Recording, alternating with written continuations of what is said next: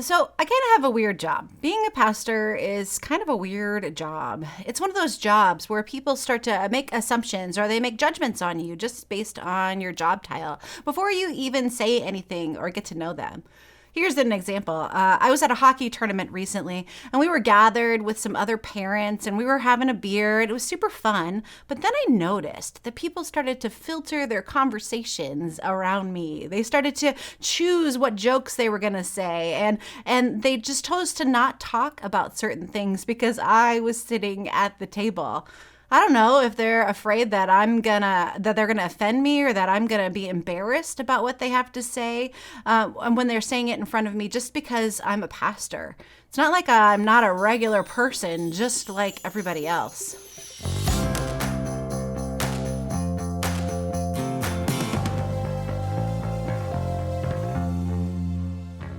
But I am a regular person. But I do sort of sometimes find myself in these instances kind of shrinking, like trying to underplay a little bit the calling that I know that God has put on to my life.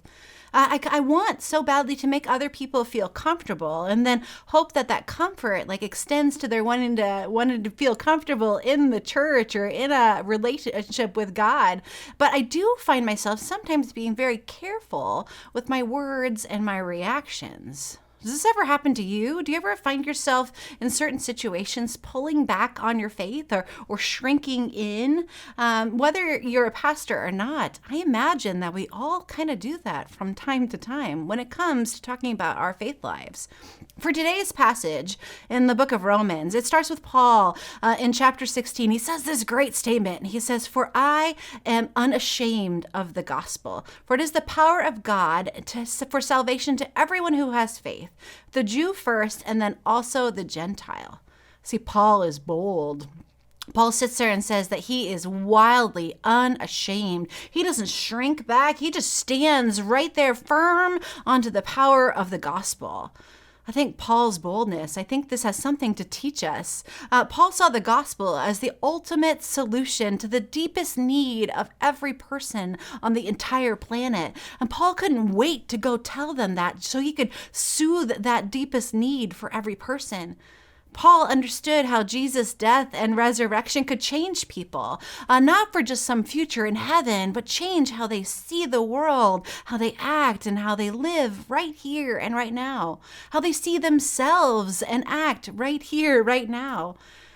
Through the rest of this passage that we're studying here today, it talks a lot about God's righteousness. And what it means to be righteous is that God is both just and right, but it also means that God has met all the qualifications of a covenant, all the requirements of a covenant that God has with you and me. Or to put it another way, that God has always, 100% of the time, 130% of the time, God has always remained faithful to God's promises to humanity, even when humanity is not faithful to God. This part of the text, it continues on with this recapping of the story of Genesis. It starts talking about the story of Genesis chapter 3 and Genesis chapter 12, how humanity didn't measure up to their end of the bargain and they didn't measure up to their agreement with God. And humanity continues on in this destructive behavior. But what it does is it puts a gap between humans and themselves, and it puts a gap between humans and God.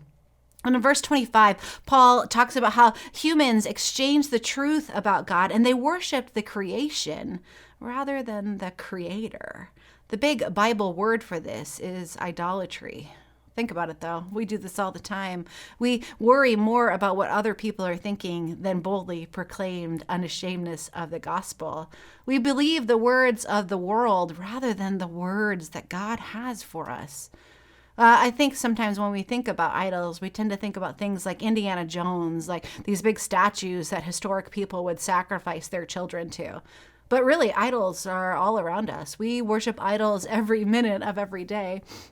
Everybody worships something, whether they're atheist or not. Everybody has something that gets their whole heart and attention. You see, worship is the expressive adoration and reverence towards something.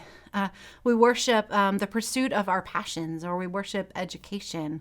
or we worship our jobs, or we worship our kids and all of their activities. We worship things that take our time, like social media or leisure, or we worship things like money, or we even worship our country. It's those things that get our full attention and adoration. We put all kinds of things before God. We worship the creation rather than the creator. And then we let those creation things, they define us. And instead of listening to how God defines us, we think that we're worthless rather than thinking how worthy we are to God.